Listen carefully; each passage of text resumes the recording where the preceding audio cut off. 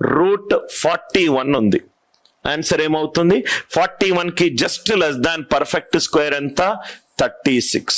6 plus a minus i square, 41 minus 36 5. దీన్ని double వేసుకుంటున్నాను. So approximately 6/5/12.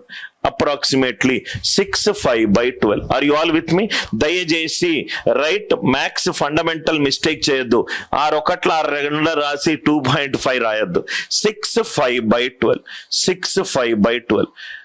Are you all with మీ? మీకు అర్థమైంది అనుకుంటా. చాలా క్లియర్ గా క్లాస్ అయిపోయిన తర్వాత ఎవరికైనా విత్ అబ్సల్యూట్ లాజిక్ తోటి మీరు ఎక్స్ప్లెయిన్ చేయగలుగుతారు. సపోజ్ గా approximate value of a non perfect cube. Non perfect square తెలుసుకున్నాము. Non perfect cube. Approximate value of a non perfect cube. Same అదే మెథడ్ సార్. మనం నిన్న ఒక కాన్సెప్ట్ నేర్చుకున్నాం. ఒక నంబర్ గనక పర్ఫెక్ట్ స్క్వేర్ అయి ఉంటే దాని డిజిటల్ సమ్ ఎంత ఉండాలి? 1 అయి ఉండాలి, 4 అయి ఉండాలి, 7 అయి ఉండాలి, 9 అయి ఉండాలి. ఒక నంబర్ గనక పర్ఫెక్ట్ క్యూబ్ అయి ఉంటే దాని డిజిటల్ సమ్ ఎంత ఉండాలి? 1 అయి ఉండాలి, 8 అయి ఉండాలి, 9 అయి ఉండాలి. అది కూడా మనం డిస్కస్ చేసాం. సపోజ్ గా నాకు √13 అప్రాక్సిమేట్ వాల్యూ కావాలి. √13 అప్రాక్సిమేట్ వాల్యూ. సేమ్ అదే అప్రోచ్ సార్. సేమ్ అదే అప్రోచ్. ఏ అనేది √A అనేది నాకు ఒక integer plus some fraction value ఇస్తుంది. అంటే i ప్లస్ ఈ. √13 అనేది √8 కంటే ఎక్కువ, అంటే 2 పాయింట్ సంథింగ్. ఆ సంథింగ్ కనుక్కోవడమే ఈ యొక్క లక్షణం. √A క్యూబ్ చేస్తే a equivalent to i plus e whole cube. i plus e whole cube. దీన్ని మళ్ళీ a plus b whole cube గా చేస్తే i³ plus 3i² e plus 3 into i into e square plus e cube plus e cube. నవ్వు ఇక్కడ చూస్తే గనక estimate value ఇది fraction చాలా చిన్నది, ఇది కూడా ఈ స్క్వేర్ చాలా చిన్నది. అంటే a is approximated to i³ plus 3i² ఈ. ఈ వాల్యూ ఏమవుతుంది? ఈ value is approximated to a minus i³ by 3 into i². a minus i³ by 3 into i². a minus i³. So answer ఏమవుతుంది? √13. i వాల్యూ ఎంత? Integer. Nearest perfect cube ఎంత? √8 so ఈ value ఏమవుతుంది? Approximately a అంటే 13 minus 8 divided by 3 into 2². 5/12. 5/12. Are you all with me?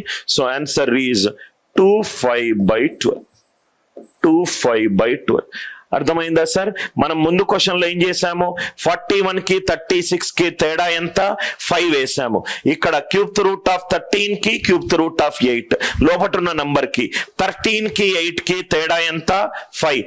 3 into 2² అవుతుంది. 3 into 2². So 3 into 4 ఎంత అవుతుంది? 12. How to find the approximate value of any non perfect square root చేయొచ్చు logic తెలిస్తే, non perfect cube root చేయొచ్చు, non perfect fourth root చేయొచ్చు, ఏదైనా చేయొచ్చు. మీకు అర్థమైంది కదా సార్?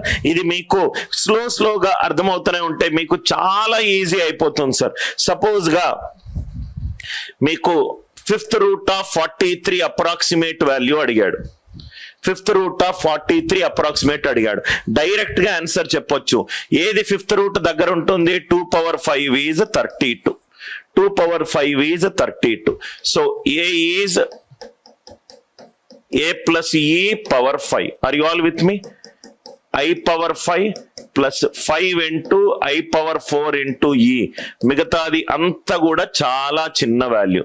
అంటే is approximated to a minus i power 5 divided by 5 into i power 4.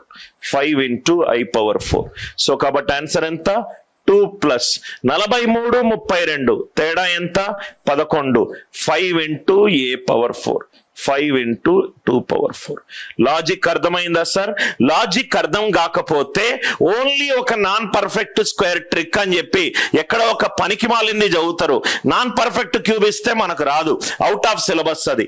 కానీ థిమాటిక్ బేస్డ్ లెర్నింగ్ లో ఏంటంటే ఫౌండేషన్ వేసిన తర్వాత మనం దాన్ని 7th రూట్ కానీ 8th రూట్ కానీ 9th రూట్ కానీ ఏదైనా చేయొచ్చు. ఈ కాన్సెప్ట్ లో ఏమైనా డౌట్స్ ఉంటే దయచేసి అడగండి.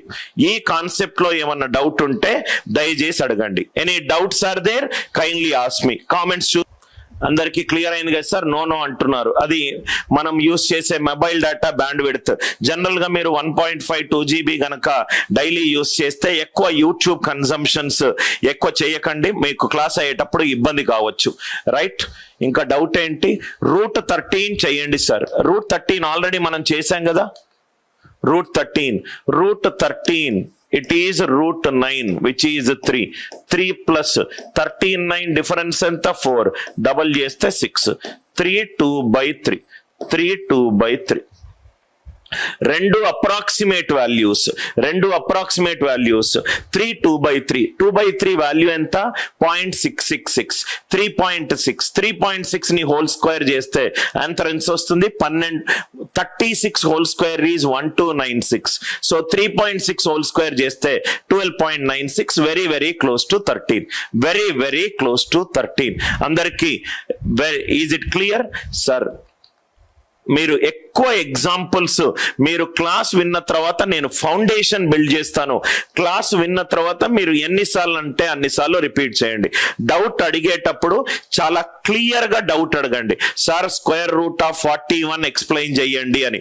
జనరల్ స్టేట్మెంట్స్ అడిగితే నేను probably it's a time wasting for you and me. Explicit గా డౌట్ ని చాలా క్లియర్ గా రైట్ మెన్షన్ చేయండి. ఐ థింక్ అప్రాక్సిమేట్ వాల్యూ ఇది క్లియర్ అయింది అనుకుంటాను.